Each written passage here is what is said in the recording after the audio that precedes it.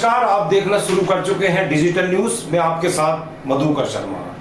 अभी शाम 5:15 बजे की जो तस्वीर स्पष्ट हो रही है, मतगणना का चक्र लगातार आगे बढ़ रहा, लेकिन शाम 5:15 बजे की जो तस्वीर उभर रही है उसमें विदिशा संसदीय क्षेत्र से शिवराज सिंह चौहान अपने निकटतम प्रतिद्वंदी प्रताप भानु शर्मा से 8,20,000 वोटों से विजयी हो गए हैं। इसी क्रम में छिंदवाड़ा से बंटी साहू अपने निकटतम प्रतिद्वंदी कमलनाथ के बेटे नकुलनाथ से 1 लाख वोटों से अधिक की बढ़त बनाए हुए हैं। यदि राजगढ़ की बात करें तो राजगढ़ में भारतीय जनता पार्टी के रोडमल नागर अपने निकटतम प्रतिद्वंदी दिग्विजय सिंह से 1 लाख वोटों से आगे चल रहे हैं। इंदौर की सीट क्लियर हो चुकी है। इसी के साथ साथ सागर की बात करें, सागर में भी लता बानखेड़े अपने निकटतम प्रतिद्वंदी से 4 लाख वोटों से आगे चल रही हैं। यदि हम देश भर की बात करें, मध्य प्रदेश के परिप्रेक्ष्य में मध्य प्रदेश से तो भारतीय जनता पार्टी 29 में से 29 सीटें जीतने की अंतिम दहलीज पर है, लेकिन मध्य प्रदेश और छत्तीसगढ़ से ही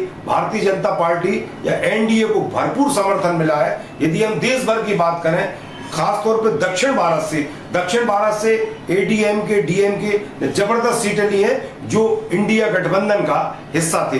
दक्षिण भारत से भारतीय जनता पार्टी को मात्र 1 दर्जन सीटों से ही संतुष्ट होना पड़ेगा।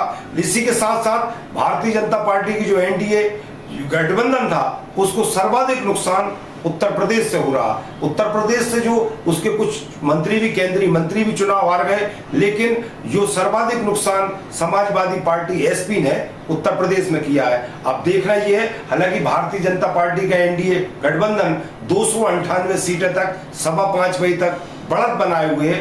अंतिम चक्र 7:30-8 बजे तक जब होगा, जब देखना है क्या स्थितियां बनती हैं। हालांकि देश की राजधानी दिल्ली में 7 में से 7 सीटें भारतीय जनता पार्टी ने जीत ली हैं, लेकिन ओवरऑल यदि हम बात करें, जब समूचे देश की बात करेंगे, आखिर जो बहुमत का आंकड़ा है उसके करीब तक तो एनडीए गठबंधन भारतीय जनता पार्टी पहुंच गई, लेकिन जो 400 पार का नारा लगाया जा रहा था, 400 पार की जो भारतीय जनता पार्टी एनडीए और उसके सहयोगी गठबंधन दावा कर रहे थे, देख रही है वो कहां तक पहुंचते हैं। क्यों कि जब सीटों का आंकड़ा कम होता है तभी निर्दलीय और अन्य दलों की खरीद फरोख्त का सिलसिला ठीक शुरू होता है, और यही सिलसिला देश को भी कमजोर करता है।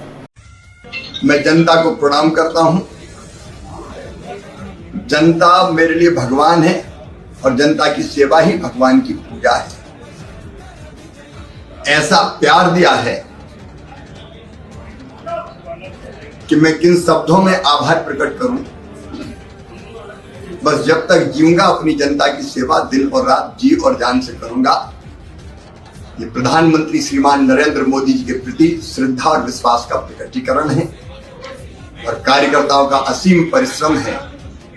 मैं सभी कार्यकर्ताओं को प्रणाम करता हूं, जनता को प्रणाम करता हूं, और प्रधानमंत्री जी के नेतृत्व में हम विदिशा संसदीय क्षेत्र को आदर्श संसदीय क्षेत्र बनाए, इसके लिए मैं प्रयत्न करता रहूं।